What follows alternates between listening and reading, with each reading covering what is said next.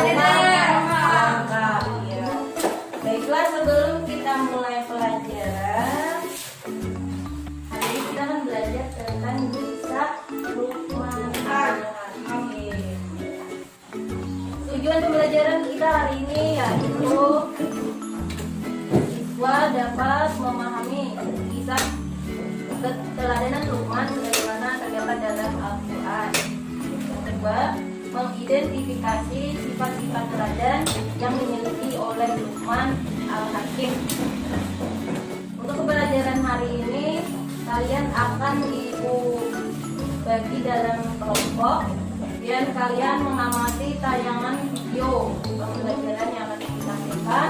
Pada saat tayangan video itu ditampilkan, anak-anak mempersiapkan alat tulisnya dan mencatat informasi yang penting yang ada di dalam video pembelajaran. Setelah kalian melakukan pengamatan, kalian akan melakukan diskusi di dalam kelompok masing-masing dan akan mempresentasikan hasil diskusinya ke depan. Untuk itu dilakukan buka halaman 82. Luqman al-Hakim. Siapakah Luqman? Ada yang mau? Gimana kita mengetahui cerita atau kisah Luqman ini? Dalam Al-Quran, surah Luqman. Bagaimana orangnya Luqman itu? Seorang yang bijaksana. Untuk melakukan kegiatan kita hari ini, kalian akan melihat video pembelajaran sebagai bahan materi diskusi kita. Tolong diperhatikan dan dicatat informasi yang penting yang terdapat di dalam video yang akan ditayangkan. Materi kita hari ini adalah kisah keteladanan Luqman. Siapakah Luqman itu? Luqman adalah orang salih dan teladan yang patut kita contoh. Beliau bukanlah seorang nabi, namun banyak pelajaran hidup yang dapat kita teladani dari kehidupan beliau. Nama panjang Luqman ialah Luqman bin Unaqah bin Sadun. Luqman adalah seorang tukang kayu dari Habsyi. Ia bertubuh pendek dan berhidung mancung. Beliau memiliki kelebihan dan karunia berupa hikmah dari Allah Subhanahu wa Ta'ala. Sehingga ia diabadikan dalam Al-Quran, yaitu dalam surat Luqman yang berisikan tentang nasihat-nasihat Luqman kepada anaknya. Luqman menjadi guru Nabi Daud alaihi salam sebelum diangkat menjadi nabi. Pekerjaan Luqman pada awalnya adalah tukang kayu, tukang jahit, dan juga mengembala domba. Kemudian ia diangkat menjadi qadi atau hakim. Luqman menikah dan dikaruniai banyak anak. Akan tetapi, semua anaknya meninggal dunia ketika masih kecil. Semua itu ia terima dengan ikhlas, karena dia yakin dan sadar bahwa semua yang terjadi adalah atas kehendak Allah Subhanahu wa Ta'ala. Luqman banyak bersyukur. Allah Subhanahu wa Ta'ala berfirman dalam Al-Quran surat Luqman ayat 12, yang artinya, dan sesungguhnya telah kami berikan hikmah kepada Luqman, yaitu bersyukurlah kepada Allah, dan barang siapa yang bersyukur kepada Allah, maka sesungguhnya ia bersyukur untuk dirinya sendiri, dan barang siapa yang tidak bersyukur, maka sesungguhnya Allah Maha Kaya lagi Maha Terpuji.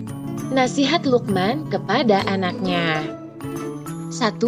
Jangan musyrik atau menyekutukan Allah Subhanahu wa Ta'ala.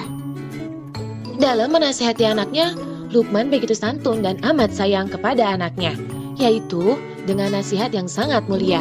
Diawali dengan menasihati untuk beribadah kepada Allah Subhanahu wa Ta'ala dan tidak menyekutukan Allah Subhanahu wa Ta'ala. Hal ini terdapat dalam Al-Quran surat Luqman ayat 13. Dalam ayat tersebut dijelaskan bahwa syirik adalah kezaliman yang besar. Yang dimaksud zalim adalah tidak menempatkan sesuatu pada tempatnya. Manusia hanya menyembah dan meminta tolong kepada Allah. Manusia tidak boleh menyembah atau meminta tolong selain kepada Allah. Orang yang menyembah dan meminta tolong kepada selain Allah disebut syirik. Orang yang melakukan perbuatan syirik disebut musyrik. Orang tersebut berarti telah melakukan perbuatan zalim. 2. Jangan angkuh dan sombong. Pesan Luqman kepada anaknya, selain tidak boleh syirik, Luqman juga mengajarkan agar anaknya tidak boleh sombong. Hal ini sesuai dengan firman Allah Subhanahu wa taala dalam Al-Qur'an surat Luqman ayat 18. Ciri-ciri sikap angkuh dan sombong menurut surat Luqman ayat 18 di atas yaitu 1. Memalingkan mukamu dari manusia karena sombong. 2. Berjalan di muka bumi dengan angkuh. Dan 3. Membanggakan diri sendiri. Luqman mengajarkan kepada anaknya untuk berperilaku rendah hati, tidak angkuh dan sombong. Misalnya, saat bertemu teman ucapkan salam sambil menyapa, "Apa kabar?" Jangan tak acuh terhadap orang lain, angkuh dan merasa hebat sendiri. Misalnya, merasa paling cakap, paling kaya, paling pintar, dan paling hebat. 3. Hendaklah berbuat kebajikan. Selanjutnya, Luqman memberi nasihat kepada anaknya tentang ibadah sholat dan berbuat kebajikan. Hal ini sesuai dengan firman Allah dalam Al-Quran surat Luqman ayat 17. Luqman mengajak anak-anaknya untuk membiasakan diri melaksanakan ibadah sholat. Jika dari kecil anak sudah diajarkan dan dibiasakan melaksanakan sholat, maka ketika sudah dewasa, anak akan terbiasa dan sadar sendiri untuk melakukan sholat. Sholat merupakan perkara yang sangat penting dan merupakan ibadah yang paling agung. Dan sholat merupakan ibadah yang pertama kali dihisab atau diperhitungkan pada hari kiamat. Oke, kita mulai kegiatan diskusinya. Ini bagi lembar kegiatan.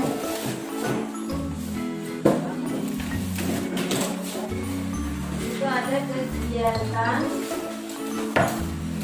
amati ayat-ayat dari Quran Surah Luqman yang ada di buku paket halaman 82 sampai halaman 85.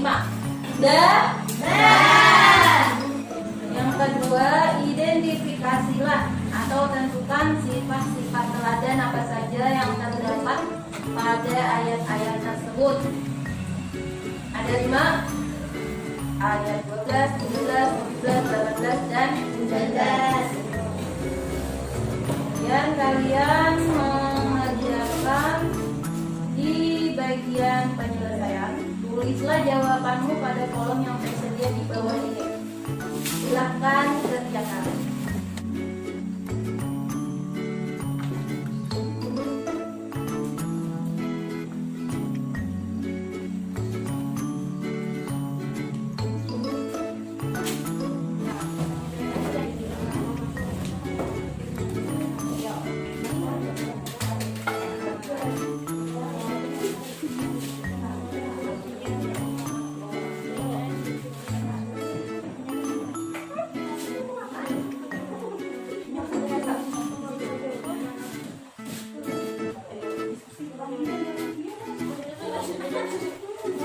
Kegiatan yang berikutnya, kalian akan mempresentasikan hasil diskusi kelompok, dan kelompok yang lain memperhatikan dan mempertanyaan bila ada hal yang berkaitan dengan materi yang belum dipahami. Mulai kelompok 1. Kelompok kami adalah kita sebagai hamba Allah untuk berbuat kebaikan, lalu menjauhi larangannya dan kita disunahkan untuk disebut derajat seperti yang dikatakan yang pada atas. Ada yang ingin bertanya? Ayo Bu, silakan. Mengapa Luqman menyuruh kita bersyukur? Bagaimana kelompok 1? Jawaban kami dari kelompok 1 adalah karena sebagai hamba Allah sudah seharusnya bersyukur atas nikmat yang kita peroleh. Bagaimana yang lain? Apakah ada pendapat? Kelompok berapa? Dua, selalu bersabar. Janganlah mau bersyukur. Mempersembahkan Allah. Luqman menyuruh mengerjakan salat. Ada yang ingin bertanya dengan kelompok 2? Saya Bu, Ya, silakan. mengapa Luqman menyuruh untuk tidak menyebutkan Allah? Silakan kelompok 2. Karena Allah adalah sang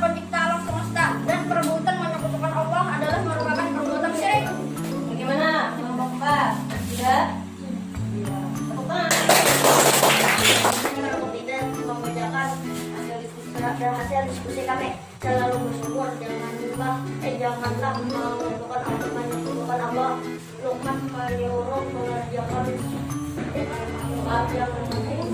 Janganlah berjalan bising. Bila dalam perjalanan jangan berteriak keras. Jadi bertanya ke kelompok 3. Mila, mengapa Luqman menyuruh anaknya sholat? Karena sholat ada amal bersama yang akan dihisab Allah pada hari kiamat. Bagaimana kelompok 1? Kita, Pak. Ya, salah.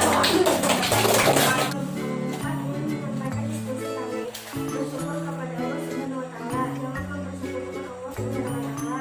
Laksanakanlah amal kebaikan dan janganlah bersikap palsu dan sombong. Sederhanakanlah dalam berjalan dan gunakanlah suaramu. Mengapa Luqman menyuruh anaknya agar tidak sombong? Karena kelompok 4. Karena Allah tidak menyukai orang-orang yang bersifat sombong. Karena Allah tidak menyukai orang-orang yang bersifat sombong. Bagaimana kelompok 3? Oh, Siap. iya. Beri tepuk tangan untuk kita semua. Kita akan menyimpulkan kegiatan kita hari ini. Silakan anak-anak menyampaikan kesimpulannya. Luqman adalah hamba Allah yang saleh. Luqman seorang ayah yang bijaksana. Luqman bukan seorang nabi, tetapi dia sangat mulia. Kelompok 2 bagaimana? Luqman berasal dari wilayah Sudan. Luqman sangat dimuliakan Allah Subhanahu wa Ta'ala sehingga namanya dijadikan sebagai nama surat dalam Al-Quran.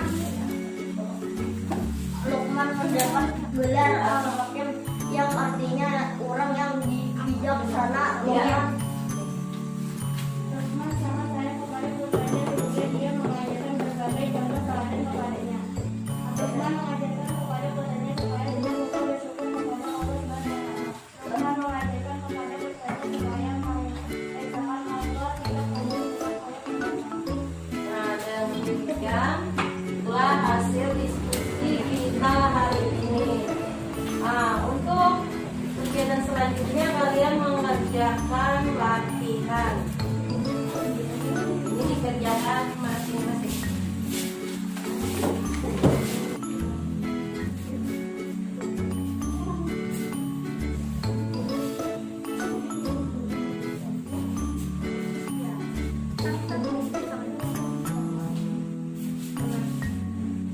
Baiklah, kesimpulan pelajaran kita hari ini adalah jangan mempersekutukan Allah. Berikutnya, berbuat baik kepada kedua orang tua.